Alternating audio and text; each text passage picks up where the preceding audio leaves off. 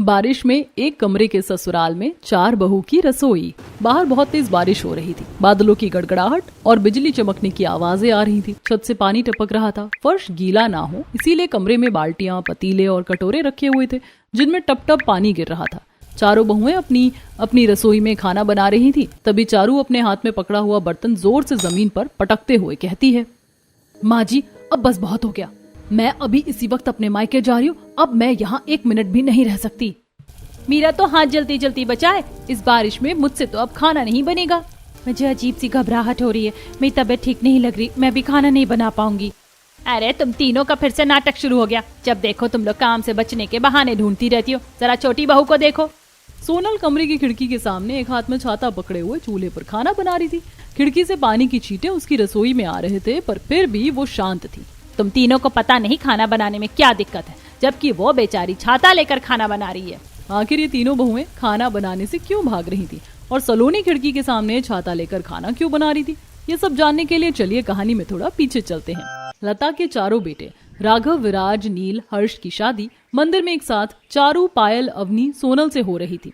शादी के बाद चारों बहू अपने पतियों के साथ बारिश में बचते बचाते ऑटो में बैठकर अपने ससुराल आती हैं। आस पड़ोस के लोग छाता लेकर खड़े थे और चारों बहुओं को आते हुए देख रहे थे। अरे देखो, बारिश के मौसम में लता बहुओं को लेकर आई है, वो भी एक नहीं 4-4। पता नहीं बेचारी लता इन चारों बहुओं को अपने एक कमरे के घर में कैसे रखेगी।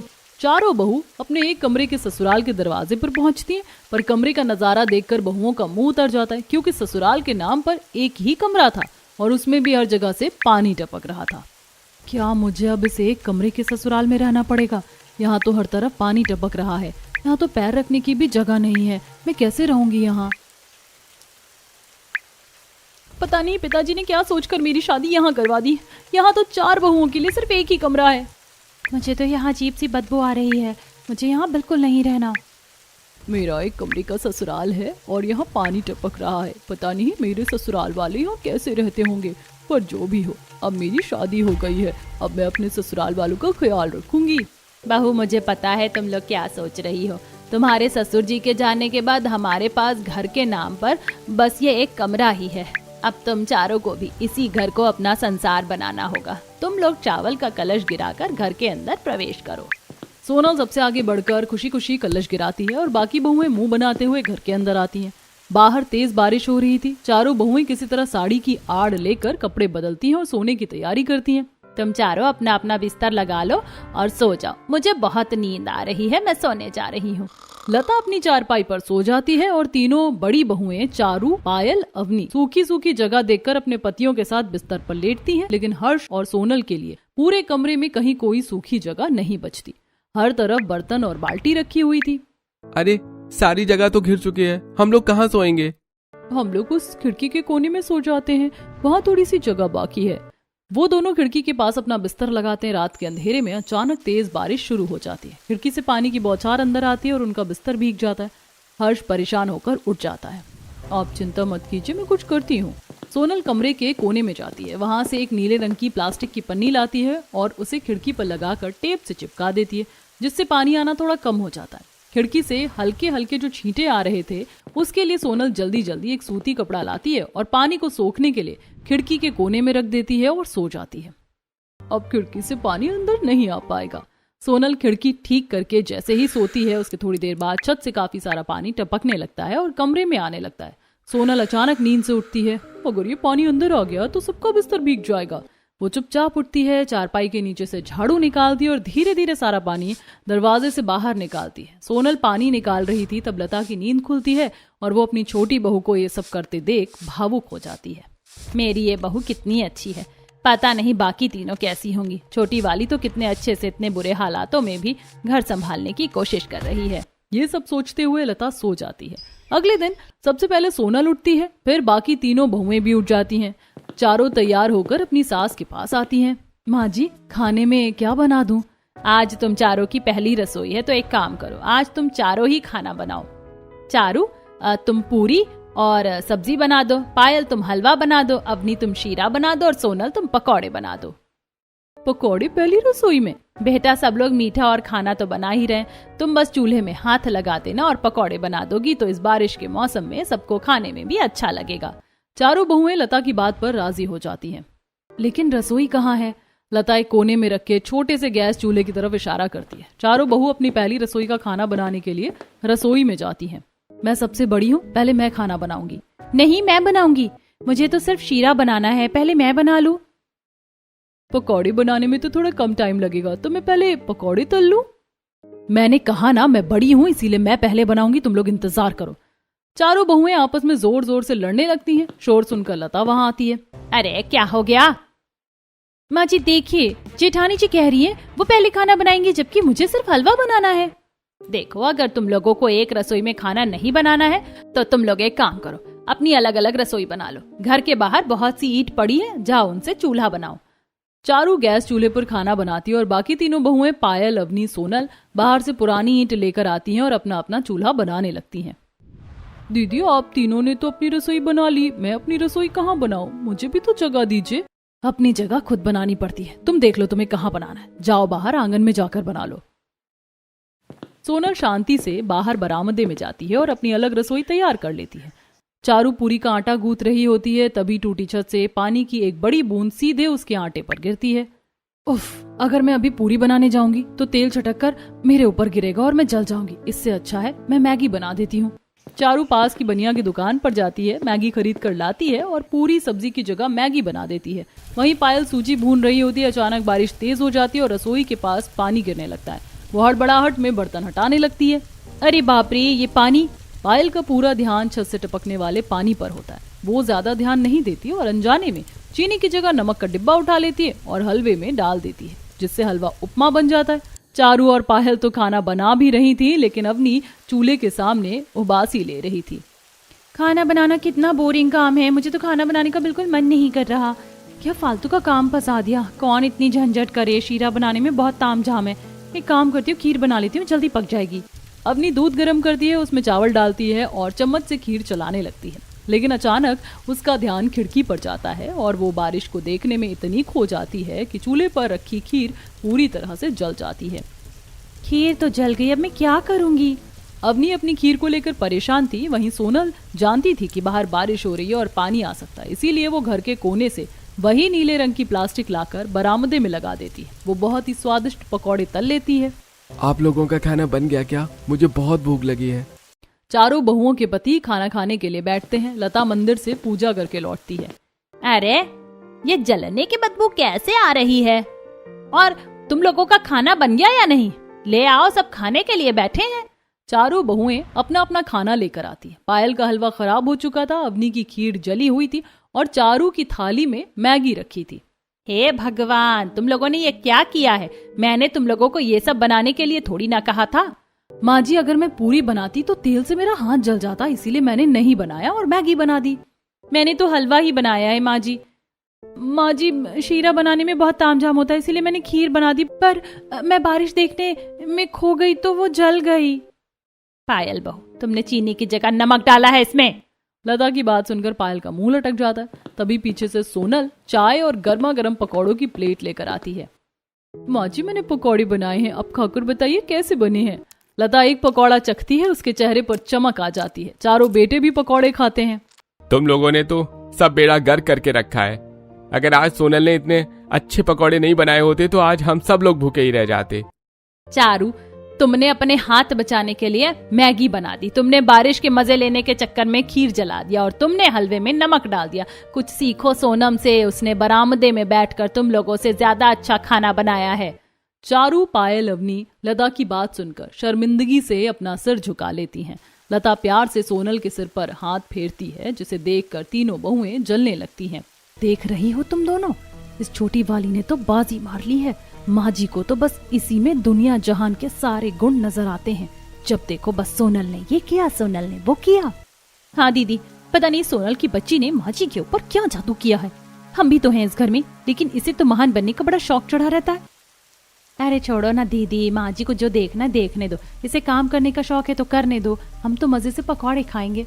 सबके खाने के बाद चारों बहुएं साथ में बैठकर पकौड़े खाने लगती हैं, लेकिन उनके बैठने के लिए जगह नहीं हो रही थी, क्योंकि उनके एक कमरे का ससुराल बहुत छोटा था और सामान से ठसाठस भरा था। चारों पति खाना खाने के बाद फैक्ट्री जाने के लिए तैयार होते हैं। माँ, हम लोग फैक्ट्री जा रहे हैं, आज बारिश बहुत तेज है, पूरा रास्ता कीचड़ से भर गया होगा, शायद आने में देर हो जाए। हाँ माँ, बारिश तो रुकने का नाम ही नहीं ले रही है। 3 दिन पहले भी फैक्ट्री में पानी भर गया था। अपना और घर का ध्यान रखना सब, कहीं छत से पानी न टपकने लगे। हाँ सोनल, तुम भी ज्यादा काम मत करना, थोड़ा आराम कर लेना, इतने सारे पकौड़े बनाकर तुम थक गई होगी। चारों पति बारिश में फैक्ट्री के लिए निकल जाते हैं। उनके जाने के बाद लता अपनी खटिया पर लेट जाती है। बहुओं, सुबह का खाना वाना तो हो गया है, मेरे जोड़ों में दर्द हो रहा है, मैं जा रही हूँ आराम करने। तुम लोग मिलकर दोपहर का खाना देख लेना और घर के जो भी काम है वो निपटा लेना। लता चादर ओढ़कर सो जाती है। चारू, पायल और अवनी तुरंत अपने अपने बिस्तरों पर जाकर लेट जाती हैं और मजे से अपने मोबाइल फोन चलाने लगती हैं। सोनल कमरे के बीच में अकेली खड़ी रह जाती है। दीदी, सुबह का नाश्ता बनाकर मैं बहुत थक गई हूँ, क्या आप लोग दोपहर का खाना बना देंगी? और थोड़े बर्तन भी पड़े हैं धोने को। उफ, देख सोनल, हम भी बहुत थक गए हैं, दोपहर का खाना भी तू ही बना दे और बर्तन भी साफ कर देना। पर दीदी मैं कैसे अकेले करूंगी, आप लोग भी थोड़ी मदद कर दीजिए ना। अरे तुम तो कुछ भी कर सकती हो, तुम तो घर के कामों में बहुत ही एक्सपर्ट हो। माँ जी ने भी कहा था ना कि तुम ही सबसे अच्छी हो। चलो चलो जल्दी से काम कर लो, हम जा रहे हैं आराम करने, हमें डिस्टर्ब मत करना। तीनों बहुएं बिना किसी शर्म के चादर तान कर सो जाती हैं। सोनल एक गहरी सांस लेती है। वो बिना कोई शिकायत किए कमरे में झाड़ू लगाती है ताकि किसी की नींद ना टूटे। फिर वो भीगते हुए आंगन में बर्तन धोती है। इतना सारा काम करते करते तो मैं थक गई, मुझे अभी सबके लिए खाना भी बनाना है। बर्तन धोने के बाद सोनल बरामदे में अकेले बारिश की बौछारों के बीच दोपहर का खाना बना रही थी। हवा से बार बार उसका चूल्हा बुझ रहा था। अंदर कमरे में लता की नींद खुलती है। वो उठकर बैठती है और बाहर आकर देखती है कि सोनल अकेले काम कर रही है। क्या बहू, तू अकेले ही खाना क्यों बना रही है? बाकी का काम किसने किया? लता की तेज आवाज सुनकर अवनी हड़बड़ा कर उठ जाती है। वो माँ जी, ये बस खाना बना रही थी। बड़ी दीदी ने सारे बर्तन धो दिए और मैंने पूरे घर में साफ सफाई कर दी। हम लोगों ने मिलकर काम किया है, आप चिंता मत कीजिए। लता सोनल की थकान और उसके पूरी तरह भीगे हुए कपड़ों को देखकर सब समझ जाती है कि अवनी सफेद झूठ बोल रही है। सारा काम सोनल ने किया था, लेकिन घर में कलेश ना हो इसीलिए वो चुप रह जाती है। मुझे पता है इन तीनों ने एक तिनका भी नहीं उठाया है। मेरी छोटी बहू ही पिस रही है, लेकिन अगर मैंने अभी कुछ कहा तो बात बढ़ जाएगी और घर की शांति भंग होगी। लता को सोनल के लिए बहुत बुरा लगता है। रात में चारों बहुओं के पति फैक्ट्री से लौट आते हैं और थके हारे अपने अपने बिस्तर पर बैठते हैं। रात के खाने का समय हो गया था। राघव जी, आज तो बारिश में खाना बनाने का मेरा बिल्कुल मन नहीं है। मैंने तो अपने और आपके लिए ऑनलाइन होटल से दाल तड़का और रोटी मंगवा ली है, हम दोनों वही खा लेंगे। हाँ, और मैंने भी हम दोनों के लिए बाहर से ब्रेड पकौड़ा ऑर्डर कर दिया है। इतनी बारिश में चूल्हा कौन जलाएगा? मैंने भी बाजार से आते वक्त ही समोसे खरीद लिए थे। आज बारिश में खाना बनाने का बिल्कुल मन नहीं है, हम समोसे से ही पेट भर लेंगे। डिलीवरी बॉय चारू और पायल को उनका ऑर्डर किया हुआ खाना लाकर देता है। तीनों बहुएं मिलकर खाना सजाती हैं और अपने पतियों और लता को खाना देकर बड़े मजे से अपना बाहर का मंगाया हुआ फास्ट फूड खाने लगती हैं। किसी ने भी सोनल और हर्ष के बारे में एक बार भी नहीं सोचा। तुम तीनों ने सिर्फ अपने पतियों और मेरे लिए ही खाना मंगाया है, छोटी बहू और हर्ष के लिए खाना नहीं मंगवाया। वो माँ जी, क्या है ना, मेरे पास ज्यादा पैसे नहीं थे इसीलिए। चारू की बात सुनकर सोनल चुपचाप उठती है और उस तूफानी बारिश में बरामदे में चली जाती है। वो बारिश की बौछारों के बीच खुद को बचाते हुए अपने पति और खुद के लिए रोटियां और सब्जी बनाती है। वो खाना लेकर अंदर आती है और सबको परोसती है। क्यों परेशान होती है सोनल, तू भी कुछ बाहर से मंगा लेती बेटा। कोई बात नहीं माँ जी, घर के खाने की बात ही कुछ और है, आप लोग खाइए। सोनल, समोसे खाकर तो मेरा पेट नहीं भरा, क्या मुझे भी रोटी मिलेगी? हाँ क्यों नहीं जेठ जी, मैंने ज्यादा ही रोटियां बनाई थी, मुझे लगा आप लोगों को भूख लगेगी। सोनल की बात सुनकर उसके बाकी तीनों जेठ भी उसकी बनाई रोटी सब्जी खाने लगते हैं। तुम तीनों कितना पैसा बर्बाद करती हो, सोनल की तरह घर पर खाना नहीं बना सकती? इस एक कमरे के घर में हर तरफ से पानी टपकता है, मैं ऐसे खाना नहीं बना सकती। आप लोग कुछ करते क्यों नहीं? इस एक कमरे के घर में रहना हमारे लिए मुश्किल हो रहा है। चारू की बात सुनकर उसका देवर नील कुछ बोलने जाता ही है कि तभी लता उसे आंखों से इशारे कर देती है और वो चुप हो जाता है। छत से अभी भी पानी टपक रहा था, जिससे सभी को खाना खाने में काफी दिक्कत होती है, लेकिन सब जैसे तैसे खाना खाकर सो जाते। अगली सुबह बारिश बहुत तेज हो रही थी। सोनल बेटा, बारिश बहुत ज्यादा हो रही है, अब तू बरामदे में खाना मत बना, तू अपनी रसोई घर के अंदर ही कर ले। जी ठीक है माँ जी। सोनल खिड़की के पास वाली जगह पर अपनी रसोई करती है। खिड़की से बारिश का पानी आ रहा था, इसीलिए वो एक छाता लेकर खाना बनाना शुरू करती है। चारू, पायल और अवनी भी अपनी अपनी रसोई कर रही थी। तभी अचानक चारू, माँ जी अब बस बहुत हो गया, मैं अभी इसी वक्त अपने मायके जा रही हूँ, अब मैं यहाँ 1 मिनट भी नहीं रह सकती। मेरा तो हाथ जलती जलती बचा है, इस बारिश में मुझसे तो अब खाना नहीं बनेगा। मुझे अजीब सी घबराहट हो रही है, मेरी तबीयत ठीक नहीं लग रही, मैं भी खाना नहीं बना पाऊंगी। अरे तुम तीनों का फिर से नाटक शुरू हो गया। जब देखो तुम लोग काम से बचने के बहाने ढूंढती रहती हो। जरा छोटी बहू को देखो, वो बेचारी छाता लेकर खाना बना रही है। अगर आपकी सोनल छाता लेकर खाना बना रही है तो ये उसकी दिक्कत है, हमने उसे थोड़ी खाना बनाने के लिए कहा है। तुम लोगों को जो करना है करो। बड़ी बहू तू मायके जाना चाहती है, मायके चली जा, वैसे भी यहाँ रहकर तू कौन सा बड़ा तीर मारती है। लता की बात सुनकर तीनों बहुएं सोनल से और चिढ़ जाती हैं। खाना बनाने के बाद जब सोनल आंगन में कपड़े धोती है तो तीनों बहुएं गुस्से में उसे अपने भी गंदे कपड़े ला कर दे देती हैं। सोनल तू कपड़े धो ही रही है ना, तो एक काम कर, हमारे भी कपड़े धो दे। लेकिन कुछ नहीं, तेरी जेठानी ने जो कहा है वो कर। अपने गुस्से की वजह से तीनों जेठानी सोनल से बहुत काम करवाती हैं। बारिश का कहर अभी भी जारी था। अचानक कमरे की कमजोर छत से पानी टपकने लगता है।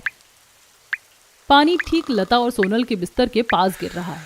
सोनल की नींद खुल जाती है। वो देखती है कि बाकी सब गहरी नींद में है। अगर पानी ऐसे ही गिरता रहा तो पूरा कमरा भीग जाएगा और माँ जी की नींद खराब हो जाएगी, मुझे ही कुछ करना होगा। सोनल चुपचाप उठती है। वो घर के कोने में रखा तिरपाल निकालती है और सीढ़ियों से भीगी हुई छत पर जाती है।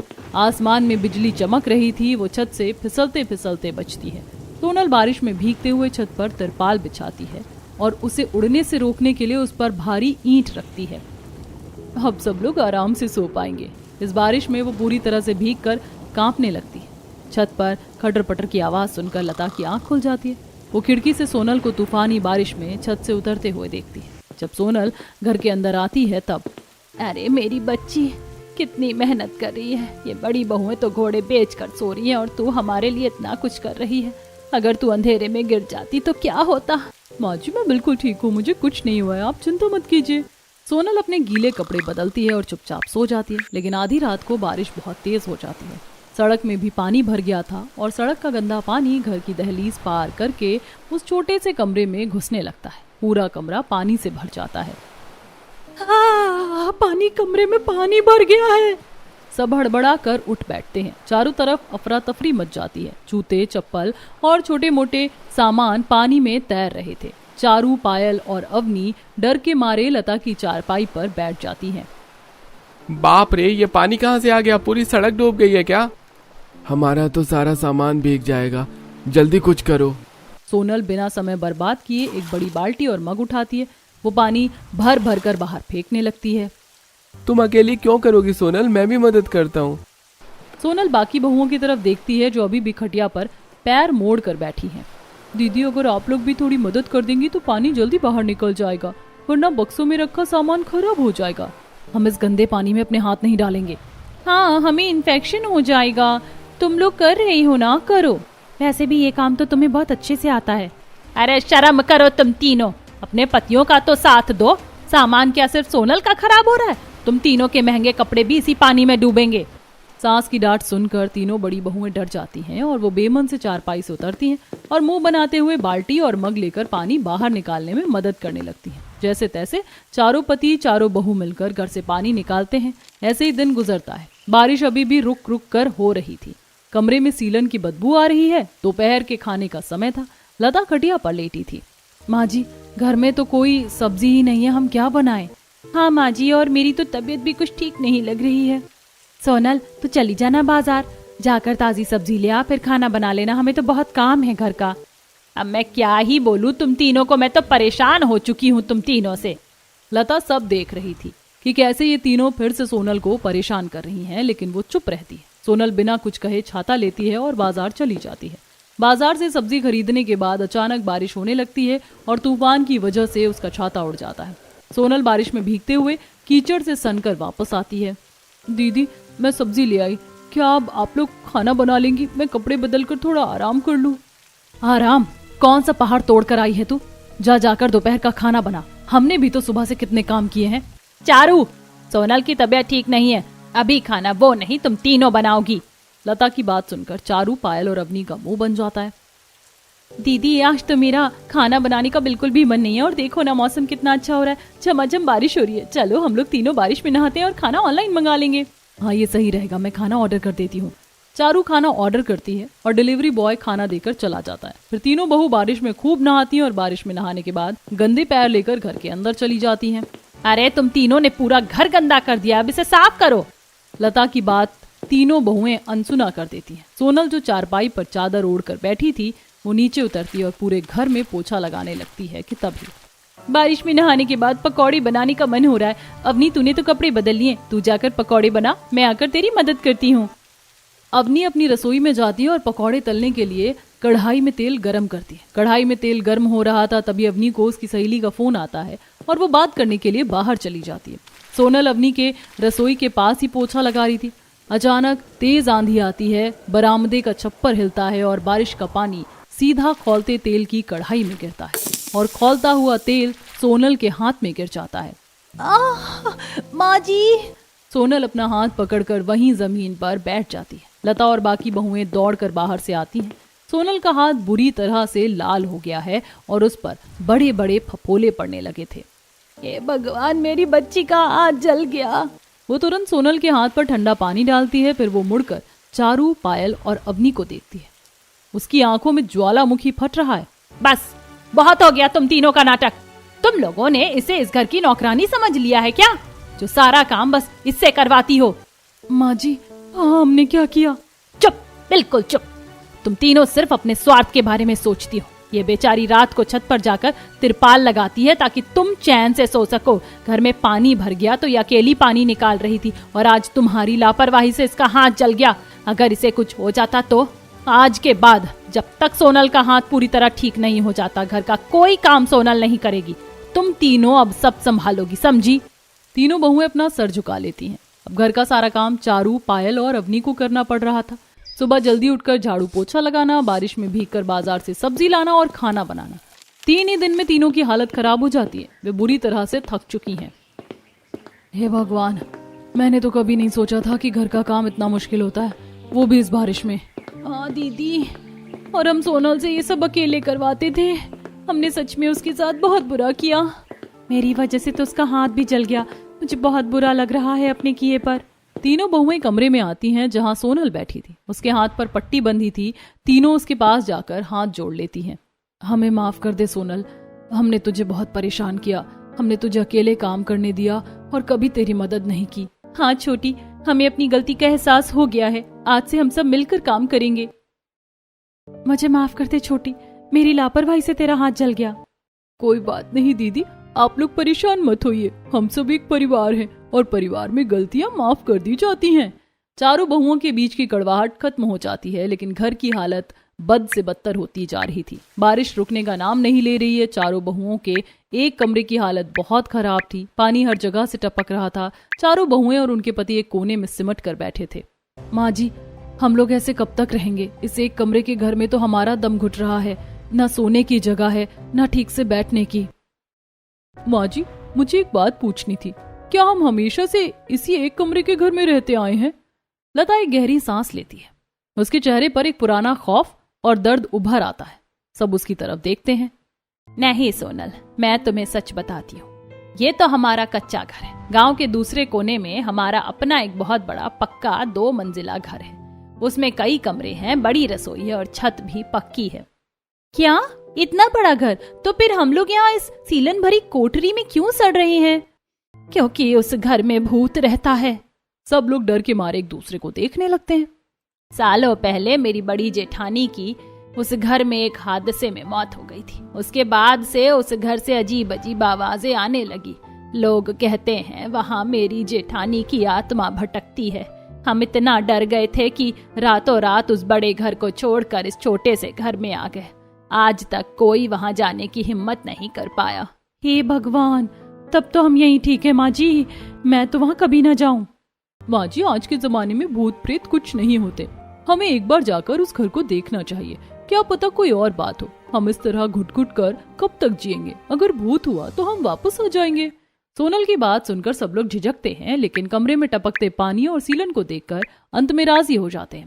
अगले दिन पूरा परिवार उस बड़े से 2 मंजिला घर में जाता है। घर बहुत पुराना और डरावना लग रहा है। लोहे के बड़े गेट पर जंग लगा हुआ था। चारू, पायल और अवनी डर के मारे एक दूसरे का हाथ पकड़े हुए हैं। माँ जी, चलिए वापस चलते हैं। हम चारों एक कमरे के घर में रह लेंगे, क्योंकि जाने तो जहान है। लता चारू की बात पर ध्यान नहीं देती। सोनल निडरता से आगे बढ़ती है और भारी लोहे का गेट खोलती है।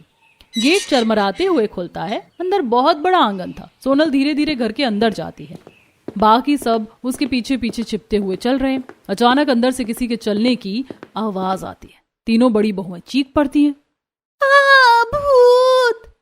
शांत रहो, वहां कोई इंसान है।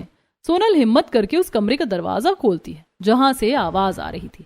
अंदर का नजारा देखकर सब हैरान रह जाते हैं। वहां कोई भूत नहीं है। एक आदमी, उसकी पत्नी और एक बच्चा डरे हुए बैठे थे। उनके कपड़े फटे हुए थे।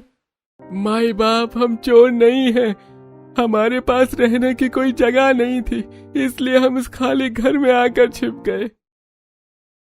हाँ मालकिन, रात को जब गांव वाले इस घर के पास आते थे तो हम डर के मारे अजीब अजीब आवाजें निकालते थे, ताकि आप लोग भूत समझकर भाग जाए और हमें इस घर से ना निकाले। ये सुनकर भूत का सारा सच सामने आ जाता है। लता को बहुत गुस्सा आता है। तुम्हारी इन आवाजों की वजह से हम सालों से उस छोटे से एक कमरे के नर्क में रहे। निकलो अभी हमारे घर से बाहर। लता की बात सुनकर राजन और परिवार रोने लगता है और अपनी छोटी सी गठरी उठाकर जाने लगता है। रुकिए माँ जी, इन्हें मत निकालिए। सोनल, तू पागल हो गई है क्या? इन्होंने हमें कितना परेशान किया है।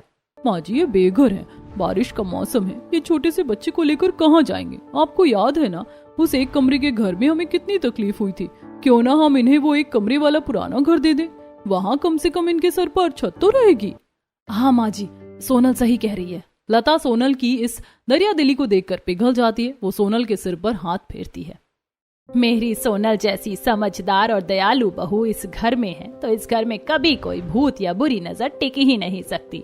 जाओ तुम लोग हमारे पुराने वाले घर में रह लो। राजन और उसका परिवार रोते हुए सोनल और लता के आगे हाथ जोड़ते हैं और वहां से खुशी खुशी चले जाते हैं। लता अपने पूरे परिवार के साथ पुराने घर में आ जाती है। एक सुबह बाहर हल्की हल्की बारिश हो रही थी, लेकिन अब किसी को बारिश से डर नहीं लग रहा है। चारू सब्जी काट रही थी, पायल आटा गूंथ रही थी, अवनी गैस पर चाय बना रही थी और सोनल पकौड़ों का घोल तैयार कर रही थी। अरे सोनल, आज तो पकौड़े मैं तलूंगी, तू बस आराम से बैठ कर देख। हाँ, और चाय के साथ आज हम सब मिलकर मजे करेंगे। सच में सोनल, अगर तू ना होती तो हम कभी अपनी गलती नहीं सुधार पाते और ना ही इस भूतिया घर का सच जान पाते। तूने हम सबको एक कर दिया। लता दरवाजे पर खड़ी होकर अपनी चारों बहुओं को एक साथ हंसते और काम करते हुए देखती है। उसकी आंखों में खुशी के आंसू थे। उनका परिवार अब पूरी तरह से खुशहाल और एक हो गया था।